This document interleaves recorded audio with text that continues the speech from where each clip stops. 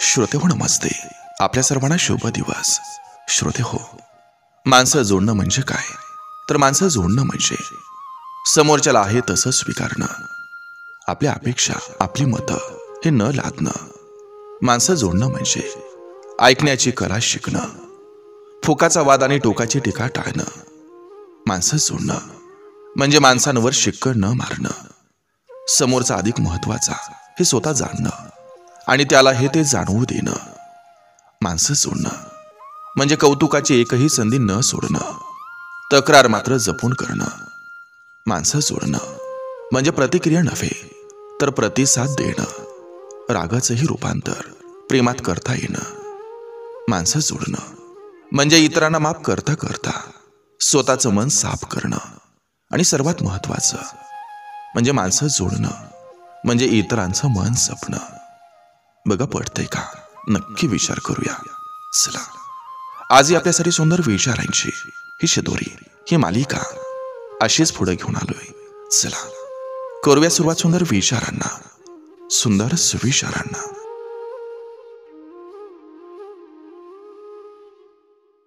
कधीही खोट्या भ्रमात जगण्यापेक्षा वास्तवाचं चटकं बसलेलं हे कधीही चांगलं असतात. निदान पुढे जाऊन आयुष्याची राख रांगोळी तरी होत नसते. जीवन जगताना मुलांवर प्रेमाचं पांघरून घाला, पण दृष्टी झाकू नका. मुलांच्या सगळ्या लढाया या आपणच लढायच्या नसतात. चटकं बसल्याशिवाय, अपमान पचवल्याशिवाय वाढ अपुरी असते. आयत्या सुखाला किंमत नसते. स्वकष्टाची भाकरी गोड लागते. शिक्षण द्या, संस्कार द्या, अडचणीला आधार द्या. आयुष्यभर मुलं बसून खातील इतकं मागं ठेवूच नका. जसं अति पाणी हे रोप कुजवतं, तसं अति प्रेम हे मुलांना पंगू बनवत असतं.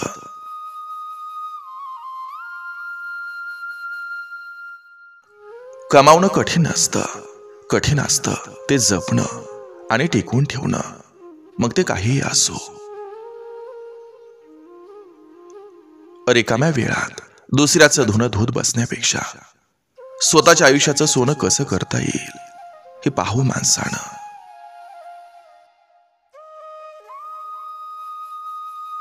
खरं तर काही लोक अशी पण असतात जे गाढवावर बसण्यालायक सुद्धा नसतात आणि त्यांना आपण डोक्यावर घेऊन मिरवत असतो. अशा लोकांना विसरायचं नसतं ज्यांनी आपल्यासाठी दिलेलं असतं. कष्टाचं मुठीतलं धन, निस्वार्थी मन आणि आयुष्यातले अनमोल क्षण. जो आयुष्यातील सुंदर क्षण जगत असतो त्याशी आणि स्वतःच्या मनाची सुंदर मैत्री असते.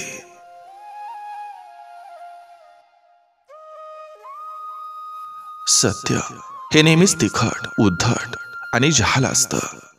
ते खोट्यासारखं गोड, चलाक आणि आतल्या गाठीचं कधीच नसतं. काही बदल हे स्वतःसाठी चांगले असतात. फक्त गरज भासल्यावर आठवण काढणाऱ्या माणसावर कधीही रागावू नका, कारण काही माणसं देवाची सुद्धा आठवण तेव्हाच काढतात जेव्हा त्यांना कोणताच पर्याय दिसत नसतो.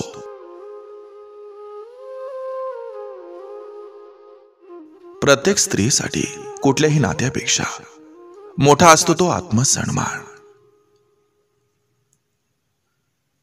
समतोल तेव्हाच टिकून राहतो जेव्हा दोन्ही बाजूनी सारखे सावरून धरलेले असते. कामगारांच्या कष्टाची जाणीव असणारा मालक जिथं असतो तिथं निष्ठेनं काम करणारा कामगार सुद्धा प्रामाणिकपणे काम करत असतो. मन हे दुःखात असतं आणि दुखवणारा मनात असतो. हक्क सुद्धा अशा ठिकाणी दाखवा जिथं आपल्या शब्दाला आणि भावनांना किंमत असेल.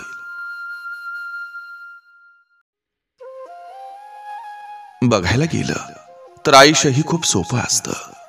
जगायला गेलं तर दुःखातही सुख असतं. चालायला गेलं तर निखारेही फुले होतात. तोंड देता आलं तर संकट ही क्षुल्लक असतं.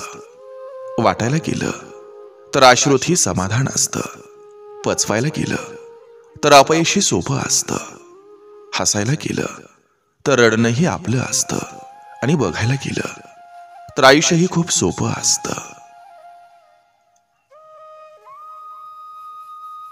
समर्थक हे कमी झाले तरी चालतील, पण विरोधकांची गर्दी कमी होता कामा नये, कारण आपल्या प्रगतीमध्ये विरोधकांचा सिंहाचा वाटा असतो. आपल्या वागण्यात सत्य असलं की आयुष्यात कुठेतरी त्याचं फळ मिळत असतं. अनुभवामुळं चांगला निर्णय घेता येतो, मात्र दुर्भाग्य हे असतं की अनुभवाचा जन्म नेहमी चुकीच्या निर्णयामुळे होत असतो.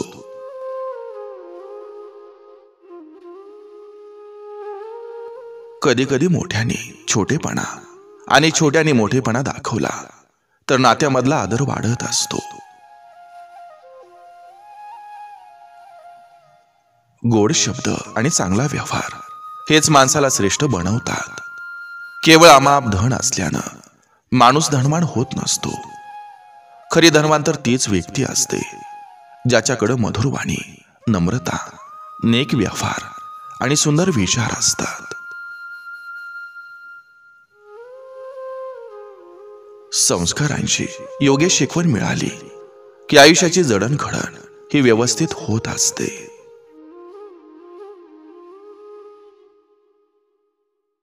आशीर्वाद मिळावा मोठ्यांकडून, आनंद मिळावा जगाकडून, कृपा मिळावी देवाकडून, स्नेह मिळावा सर्वांकडून, हीच प्रार्थना देवाकडे. जगात माहिती नाही किती दिवस राहायचंय, जिंकून घ्या सर्वांची मनं, बस हा जीवनाचा दाखिणा आहे. अनुभव म्हणतो शांत राहणंच योग्य आहे. शब्दांनी माणसं नाराज होतात.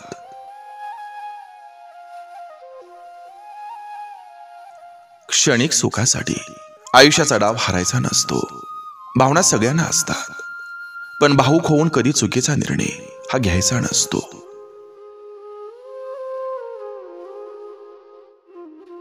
घराला घरपण हे घरातील आई बापामुळं असतं, घरातील वस्तूंमुळं अजिबात नसतं.